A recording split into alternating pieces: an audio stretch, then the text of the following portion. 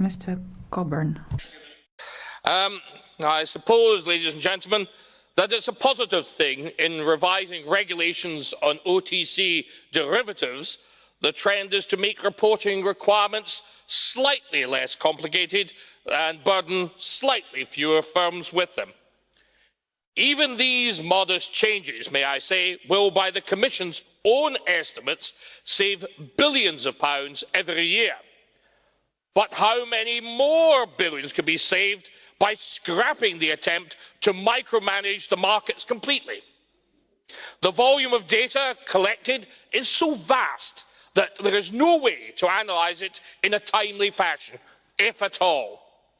And what will the regulations do once the data, or the regulators do once the data tells them that the OTC horse has bolted? Close the stable door? All that will be achieved is discover that a white elephant preceded the horse.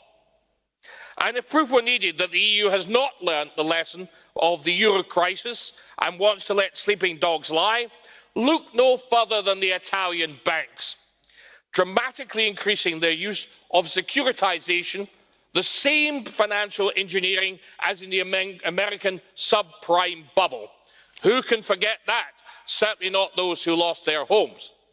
Italian banks have been falling over themselves to bundle up packages of their non-performing loans, wrap them up as CDOs and sell them to other banks at a pace almost twice that seen last year. 25 billion, I repeat, 25 billion has been sold like this in the first half of 2018, with some senior tranches guaranteed by guess who? The Italian government. This is simply making the debt contagious all over again, a wolf in sheep's clothing.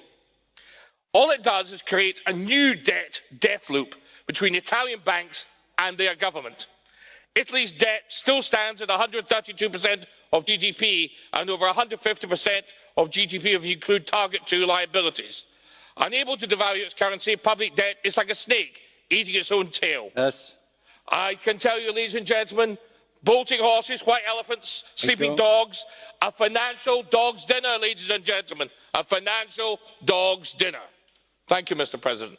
You're welcome.